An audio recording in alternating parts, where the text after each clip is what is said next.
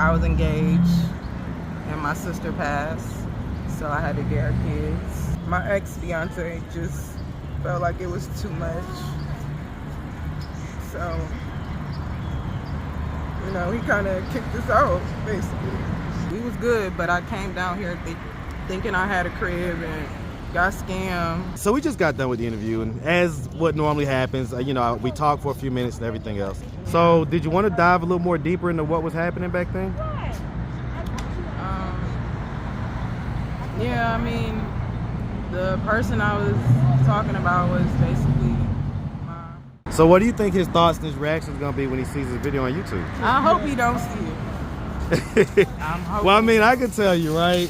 Hope floats on this channel because unfortunately, somehow, some way, the people. You popping this much? I'm scared to put this interview up now. What's up, YouTube? Make sure you tap into my Instagram at Marcus the Interviewer. I'm gonna be posting some exclusive content like this stuff right here that you didn't get to see on YouTube. So tap in with me on Instagram. Now back to the content. What's up, YouTube? Atlanta Street Interviews. Out here with another one. So we got a young lady with us today. How you doing today, miss? I'm good. All right. So are you homeless?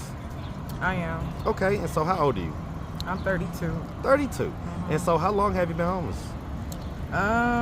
Just for about a month. A month? And a half now. Yeah. Okay, so what was to happen a month and a half ago that caused you to become homeless? Well, I'm originally from Illinois, but I've been living in Minnesota, and I was engaged and my sister passed, so I had to get her kids. So those are her kids? Yeah. Oh, wow. Niece and nephew. Okay. Yeah. I'm sorry to hear about your sister passing. Yeah, I'm even trying to cry now, but hey. How long ago did she pass? A year ago. A year ago? Yeah. How did she die, if you don't mind me asking? Heart failure. Oof. Yeah. So. A heart failure. That's the number one killer. It's the number one killer out here. Oh, I'm really sorry to hear about that. Yeah. But I guess I'm still confused as to how that connects to, you know, with you being engaged and you know, becoming homeless. My ex-fiance just felt like it was too much. So, you know, he kind of kicked us out, basically. And I wouldn't say it like that. Like, I understand, because my sister had 4 kids, you know. I got 2 of them. And my other 2 sisters have the other 2, and they live together, but... the 2 sisters, your other 2 sisters live together? Yeah, I'm the oldest. Okay. They live back home. And that's in Illinois? Yeah. Okay. And basically, you know, I had to start over. How long had you and the guy been dating? 4 years. 4 years? Yeah. So y'all was dating for 4 years, and then I guess last year your sister passed, and you took on these 2. Yeah. And you know, your niece and your nephew. Mm-hmm. Are they the 2 oldest or whatever? Or the 2 youngest? The youngest, and then one of the oldest. Yeah. Okay. The second oldest, and then the youngest. Yeah. Okay. Why did they decide that split? Why did they decide, like, because he's a boy and she's a girl, and they're not the 2? He got a lot of, I wouldn't say he got issues, but I mean, can you imagine losing your mom at 9? No, yeah. So he had a lot going on, and my sisters felt like I was the only one that could probably handle it. But he's gotten a lot better. Right? Yeah, he's gotten a lot better. He's doing good. And so is Journey. Journey's the youngest. I didn't have her at first. I have 3 other sisters, and we just decided to have a kid apiece. But right. My youngest sister, you know, she young, so she still was... She couldn't handle it. No, she couldn't handle it. And even like with her handling it, you know, Dad hold all the keys, you know, the cards, so... I was about to say, where are the dads in the picture? He ain't able to take care of. So there's one dad for all 4 of the kids? Yeah. And he can't take care of his kids? No, he, I don't know if I should say that, but basically because of his background, he can't be around kids. Wow. And, so he's got the, you know, okay. So he still got rights though, because my sister gone, you know. But I have custody of them now. You know, we was good, but I came down here thinking I had a crib and got scammed, you know. It happens to so many people, man. So It happens to so many people. If you see something on Facebook Marketplace or Craigslist or any of those things that seem too good to be true, I'm going to tell you, man, the scammers, I tell everybody, this is Scamlanta. Atlanta is Scamlanta because you will get scammed down here. So you basically spent probably all the money that you had thinking that you was putting down a deposit and first month's rent, and you ended up coming down here and realizing it was a scam. How did that feel when you realized that? I was hurt. And then my grandma even told me, she said, if you feel it in your heart you got scammed, just, you know, start over, figure it out, you know. But I knew I don't know. I think I was just ready to move into a place, and you know, my dad's side down here, they real supportive, so, you know. Are you staying with them right now? No, just because, I don't know, I'm just now getting to know my dad's side, so. Okay, yeah, I mean, so let's I don't want to just move in and. Right, and you're kind of a stranger type deal, yeah. and they're a stranger to you. Yeah. Okay, I get that. But let's start from the beginning. So real quick, do you have any biological kids? Yeah, I have a 10-year-old. You have a 10-year-old? Where's the 10-year-old? He's with his dad back home. He's autistic, so it's basically this is different for him, you know, just to have two other people touching his stuff, you know, going in his room. So prior to you getting your sister's kids, did your son live with you? Yeah. Okay, and then when you got her kids, he started living with his dad? Yeah. Okay. All right. Have you ever been married? No. No? Okay. So let's start from the beginning. So, where are you from? I'm born in Racine, Wisconsin, but I'm from Peoria, Illinois. Hey man, shout out that Peoria, Illinois, man. Shout it on out, man. Peoria, Illinois, man. We used to have a lot of people that I used to sell credit cards for AirTran Airways, a defunct airline back in the day. And we used to have a lot of people that came from Peoria for some reason. I used to see that all the time on the IDs. So, all right, so shout out Peoria. All right, so anyway, so growing up in Peoria, did you have both mom and dad in the household? No. Okay, who'd you grow up with? We grew up in foster care, but we had my aunt, you know, she was all right. But, so, I mean, your aunt was kind of there. Why didn't you grow up with your mom or your dad? My mom was kind of like a Medea, you know, so she got in a lot of trouble where she was in and out of prison. And then my dad, I don't know. I guess he had his own issues. Hold on one second. So, It's crazy. All right, sorry about the interruption. Okay, so your dad, so I'm hearing that basically he wasn't so much in your life? No. Or pretty much non-existent? Yeah. Okay. So what age do you remember growing up in foster care up until? Like, or starting at what age? Since you can remember basically, or? No. Was there a certain age that y'all went to foster care? I think we went when I was about maybe 7. Maybe 7? 6 or, yeah, maybe 7 or whatever grade 3rd grade is. Okay, about 8 years old. And so did you and your sisters all go to the same place, or were y'all split up? It's 5 of us, so the twins, it's 2 twins, they're the youngest. They got split up, of course. And then we all went to, like, you know, homes for a second. And then eventually both our aunts came to get us, but we were still split up. So it was 3, you know. In the 2, and then the 2 twins. The twins, yeah. Okay. And so, I mean, what was your experience like in foster care, you know? I'm just going to ask, right? Did anything like ever happen to you when you was younger? Yeah. What age were you when that happened?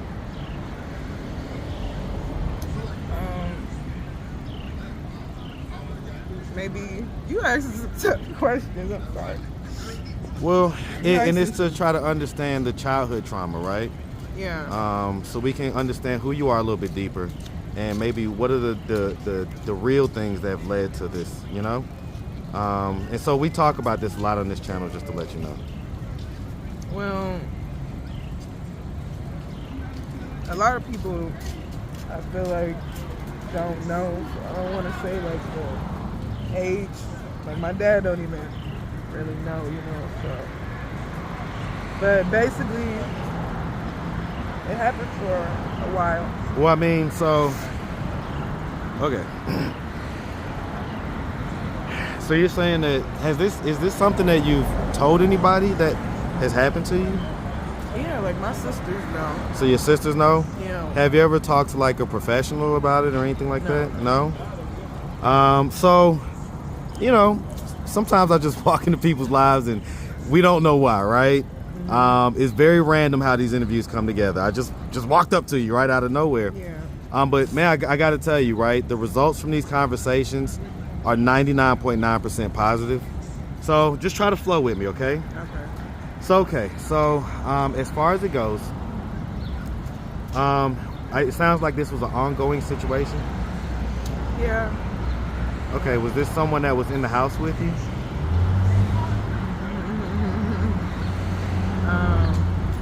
Yeah. Okay. And so, when it was happening, well, let me just ask this. What age did it stop, and why did it stop? How did it end up stopping? I won't say the age, but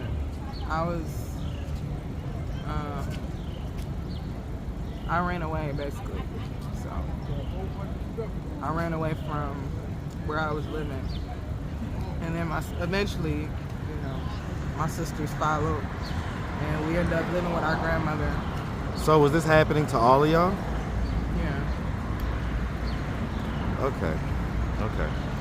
So, and like I say, forgive me if I'm being a little bit intrusive. Please forgive me. Charge it to my. Just bringing up. Ooh. Okay. I'm with you though. I got you. Trust me when I tell you. Yeah. The result, you're gonna love the result of all this. Okay. I can promise you that. Okay. So just roll with it. All right. Okay. So, and one of the reasons why I talk about this in my interviews is because, you know, for one, I have daughters. I have 2 daughters, right? Right. And so it's always, I don't know. It's always, I guess, educational for me to understand how these situations happen to our young ladies. Yeah. And so I'm not just trying to like just to pry or just to make you feel bad. Okay? It's really so that people like me who don't really have a clue how these things happen can understand how they happen, so that maybe we can start to prevent it from happening. We don't want to keep sweeping this stuff under the rug and not telling what it is, you know? Right. And so okay, so yeah, the bottom line is that, and I guess I'm trying to understand, like, I know that it seems like you're trying to maybe hide some details so that somebody doesn't know something or doesn't find out. I guess I'm gonna ask, without knowing the details, why don't you want them to find out, you know? I mean,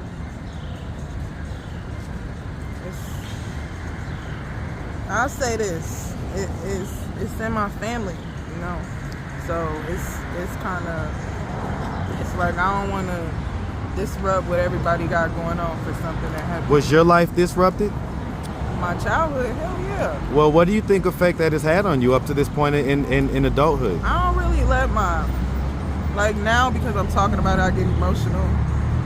But I don't let my past affect. So let me say this, right? As humans, right? Yeah. We have our conscious, and then we also have our subconscious.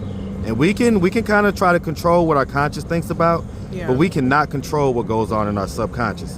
And our subconscious plays a much more important role than our conscious does. And so if this stuff is inside of you, it doesn't just dissolve. It doesn't just go away. You really have to process these feelings and these thoughts.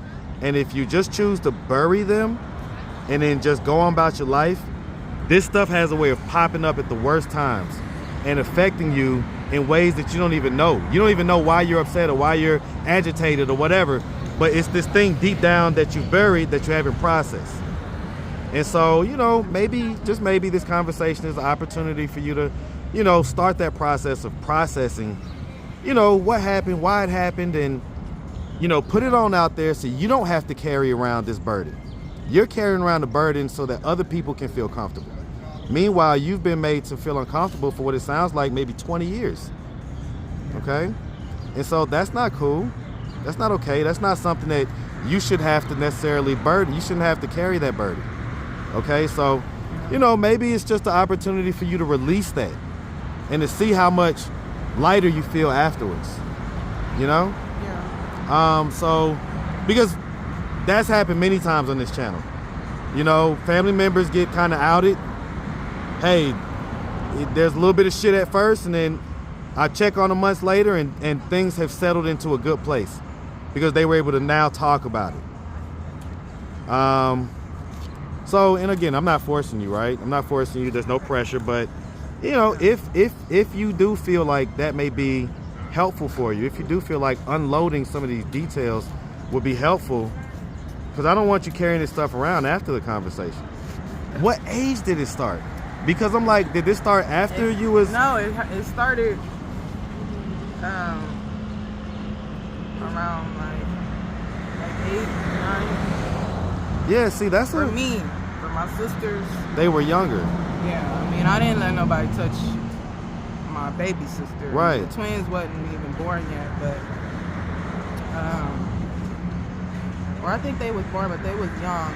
And like I said, they were separate. They was living like with like a white family, you know, Right. had money. Right. So know, they was doing in. okay. Yeah, so we was.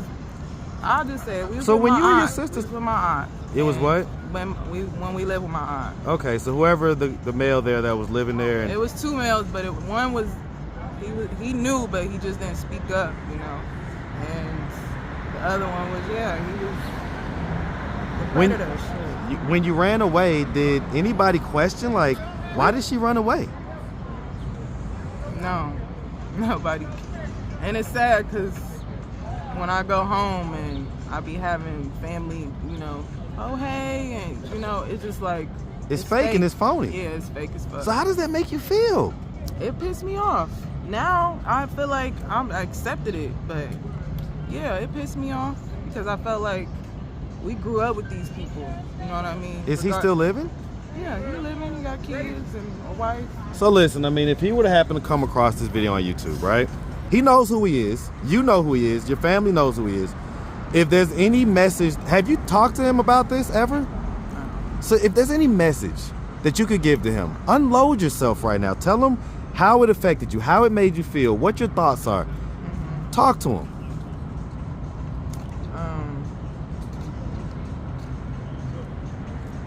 I wouldn't even know what to say to him. I felt like, you know, he's supposed to be like big brother, and it was the opposite. And he put on an image that made him look good in this, you know. And he joined not the army, I don't know, it's the National Guard and all this shit, you know. So everybody looked at him like. So he joined the military and all this stuff, and everybody looked at him like he was this hero, you know. And it's just like, you know, we told somebody and we didn't get nothing. I mean, my sisters told. Who'd they tell? They told, you know, the person we were staying with, and it, you know, They told your auntie? Yeah. And she didn't do anything? No, I mean. Why do you think she didn't do anything? Cause that's her son. And she trying to protect him, you know. It's out now. It's her son, yeah. And, you know. What are your thoughts on when ultimately, right, a black woman, right, that is your family member, you know, could have done something to protect you, but didn't? And, you know, what are your thoughts on that?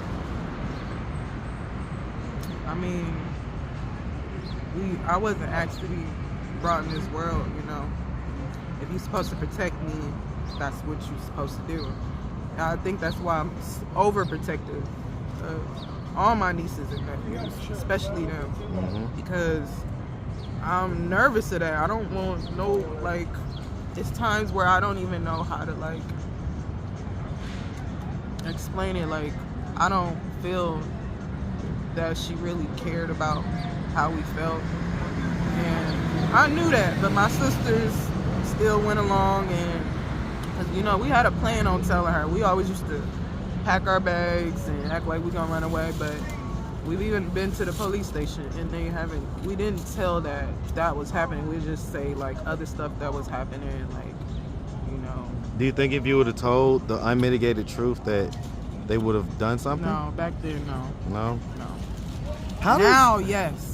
Now, yeah, I mean, Yeah, it's a different but back day then, and no. age now, you know? Yeah, I'm 32, so. How does all of this make you feel? Like, do you feel unprotected? Do you feel like... Yeah, I mean, yeah, I felt unprotected in my family, you know, and like my grandmother, nobody knew, we wasn't allowed, you know, that saying, what goes on in his house. Yeah, stay in his house. Yeah, that's that old school stuff, man, that has led to a lot of this stuff. A lot of it. We wasn't allowed to like express yourself. Express ourselves, and we were kids, you know, our innocence was taken. That is so damaging, man. Parents don't understand how damaging it is when your kids can't simply express themselves. It changes the trajectory of their lives and how they deal with people and how they communicate with people, man. So I encourage all parents to let your kids express themselves, even if they're saying something that you don't like, because you're still the parent. You can still correct it and everything else, but you know, it's a form of bullying when you don't let kids express themselves. I really feel like that. You know, parents can be bullies sometimes, and so. It's true. Okay, all right. So a lot of people are gonna hear this and they're gonna say, and just to switch right back to the your ex, right?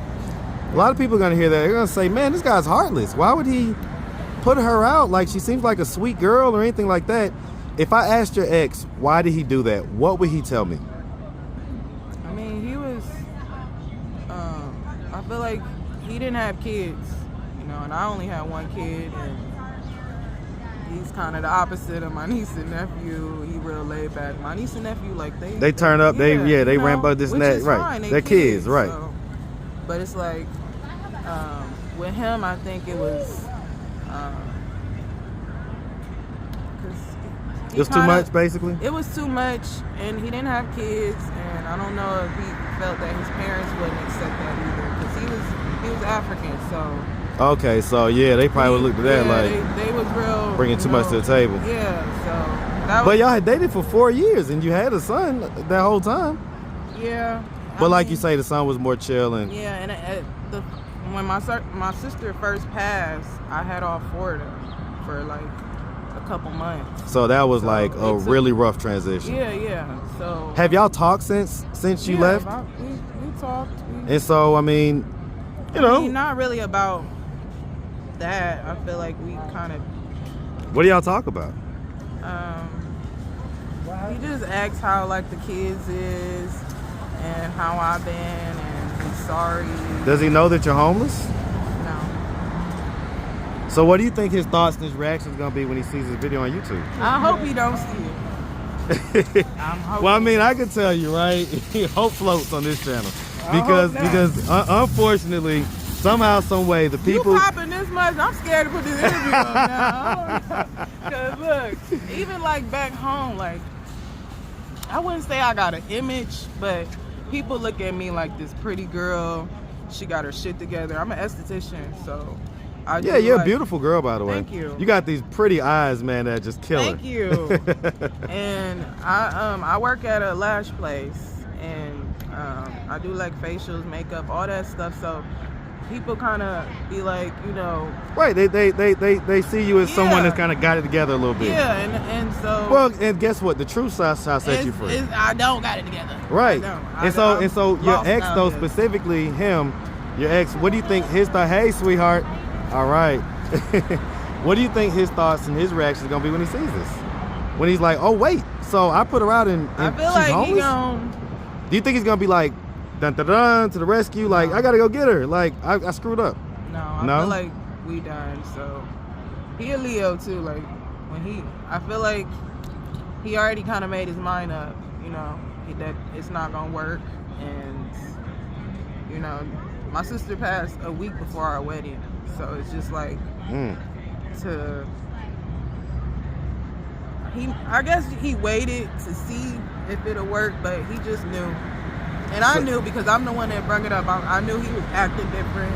I knew he was just being more distant, you know. So it's like if I see the signs, I'm not gonna like stay in the situation. Stay around, yeah. And even if he see this, I feel like he'll try to console me in a way, but he's not gonna be like, oh, come live with me. And you know, he kind of struggling himself right now because we was a team, you know. Well, I mean, I guess that's the point that I'm making. He's struggling, you're struggling.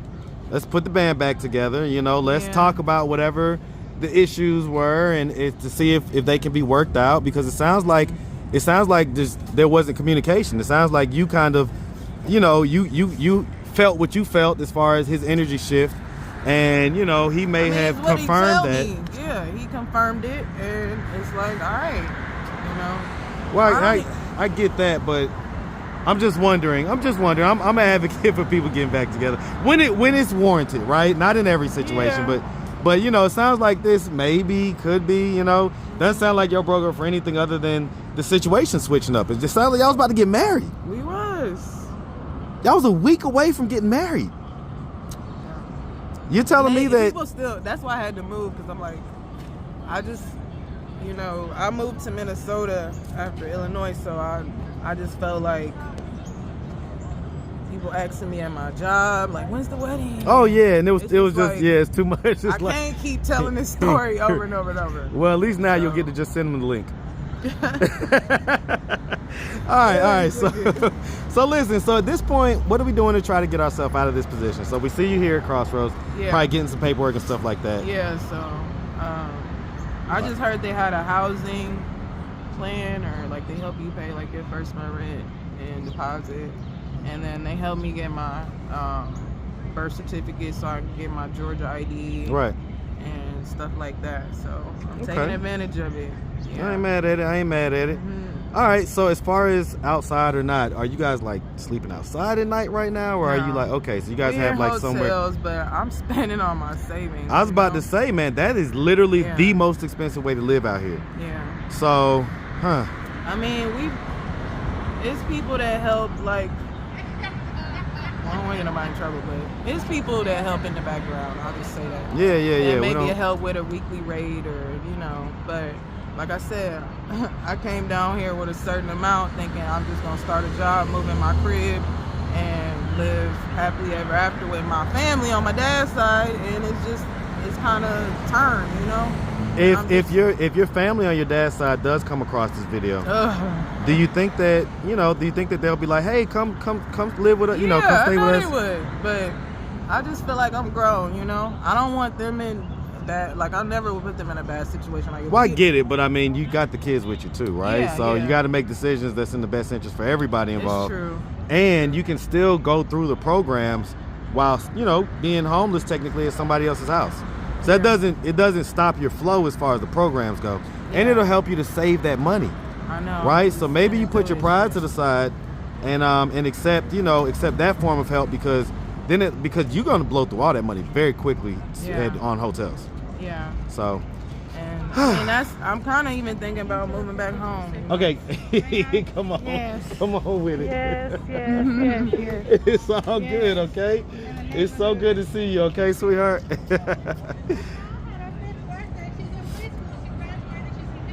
Wow, look at that. Okay, congrats.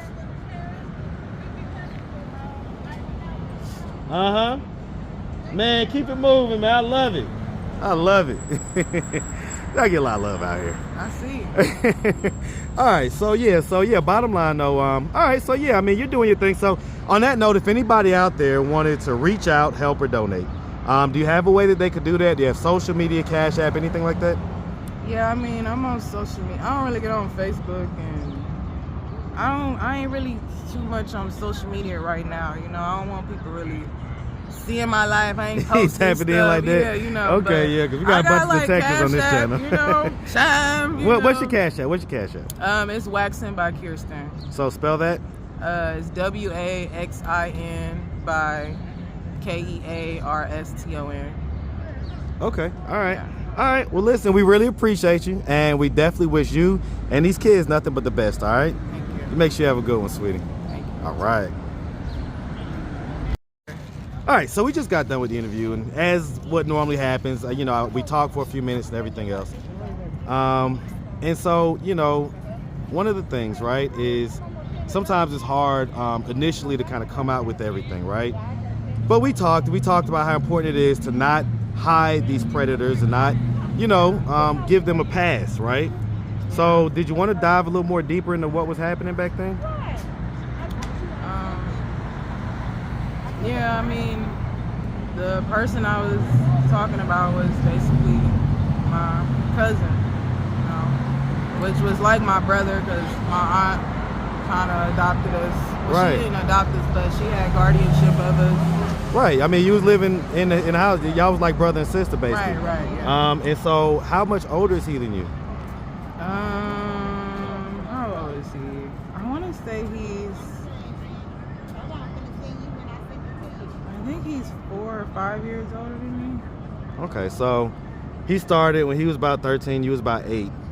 And what age did it go up until? Until I was about a freshman, you know. He started noticing like, all right, she ain't taking this shit now, you know. What was it about what you was doing or not doing that Just, made him notice that? I just started getting upset. Like, I'm not trying to come home to this shit every day. I'm trying to do homework. So it was an everyday thing? For me, it wasn't. No, if I had work or something, like my sisters tell me stories, yeah. So he would go mess with them if that was the case? Yeah, I mean, they was younger than me too, so he starts seeing like, all right, she getting older, you know. Cause I mean, this happened for what, until I was in high school. I ran away my junior year. Junior year? That's like Yeah. 16. Yeah. And you know what's funny? People be like, I don't tell too many people because it's some people, men, that will make me feel like I wanted that shit. Like, you let that happen all the way. You must have wanted. You must have liked it. What's your response to that? That's disgusting. You know, I didn't lose my virginity for real until I was out of high school. So to kind of make me feel like it was my fault for letting it happen and it should have never fucking started, then, you know, because I don't ever want my niece to ever think she can't tell me some shit. And I'd let her know already at 5, and I've had her since she was 4. And so I let her know, you know, you don't ever let nobody, unless it's the doctor, not even a doctor. If I ain't in the room, you don't let nobody touch you. You don't let nobody, I'm not going to send nobody to touch you, or, you know, because that was one thing he used to say, like, my mom want me to make sure you wash it up good and shit like that. So it's just like, That's the stuff he used to say? But yeah. Well, I mean, at 8, right? I get it. At 8, I'm like, well, maybe she did. I don't know. At 13 or 14. I don't know because I never lived with. I didn't know my Aunt Alice for real outside of. I mean, she used to come over for holidays and stuff to my mom's when we lived with my mom, but you know, I didn't know her like that. Yeah, like, you know, you don't know somebody till you live with them. Well, right, and I get it. As far as, so, what would be your thoughts when he would, like, let's say when you were like 13 years old, right? Yeah. When he would come home, right, and he's maybe a senior in high school or whatever it is, would you just know that he's coming to do that with me, or would there be like different circumstances, or was it just like after a while it was just like, all right, we know what's going on and let's get to it type deal? Or would he like try to make something up every time? He normally makes something up, but you know, it'll be something stupid, like, I don't know. I'm not gonna really say too much about my sisters, but with me it's just mainly, oh, you got a mark right here. My mom told me to check it. When I know she didn't. She at work. You just got out of school. You haven't talked to her. We didn't have cell phones back then, or I wasn't allowed on the computer. Like, she kept us real sheltered. So I didn't really know or realize. You didn't have the wherewithal to understand what actually was going on. I didn't even know nothing about sex or touching or none of that shit. Like, my mind really was innocent, and you know. I tell you, man, like, you know, people wonder, right? Yeah. Do I ask these questions to my daughters? All the time. You should. I check in with my girls all the time. And I ask them about everybody. Yeah. There's nobody on the table that I do not ask them specifically, has this happened, does this happen, has this happened, does this happen? Yeah. Because I'm so scared of what you're talking about, that something like that could be happening for years and years, and it just become a thing to where they're just used to it, and so they just seemingly, I guess, just go along with it, you know? Yeah. I feel like even now, I feel like if I tell my family, will they hold him accountable for that? So ask them. They're looking right now. They're looking at this video. Look them in the camera. Don't be scared. Don't be scared. Talk to them.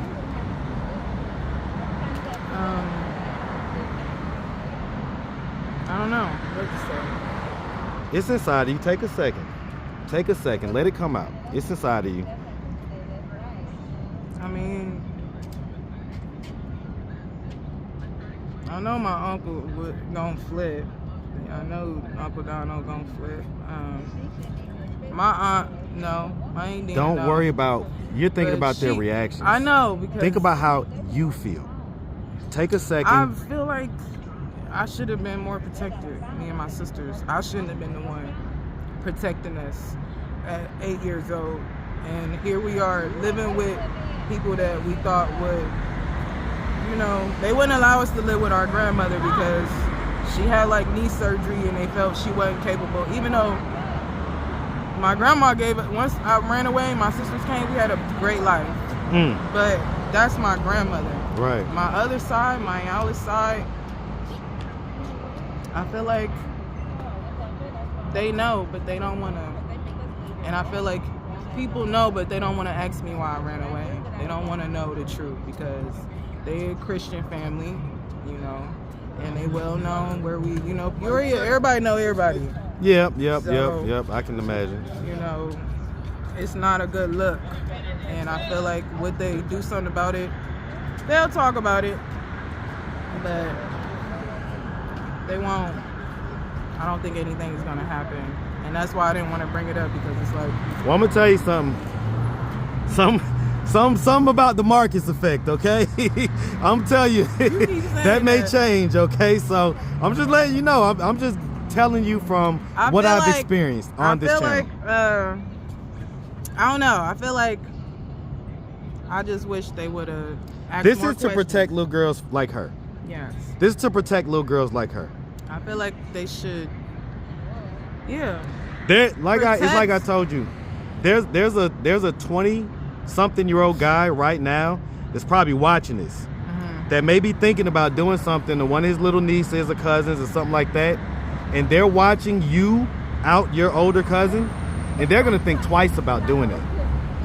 They're gonna think twice about doing that, because when the culture is such that the predators never get in trouble, they never get held accountable, well, it's gonna continue. Nothing. What reason does it have to stop at that point? There's no incentive for it to stop. It's gonna continue. So I'm really happy that you chose to, you know, kind of dive a little more deeper into it, because I believe that culture needs to stop completely. Yeah. That is not okay. It's not. And it puts young ladies on a trajectory that just completely warps what their life could have potentially been. Yeah. So, all right, well, we appreciate you. All right, I'm gonna leave you alone now. Another hug after this, okay? Make sure you have a good one, sweetie. All right.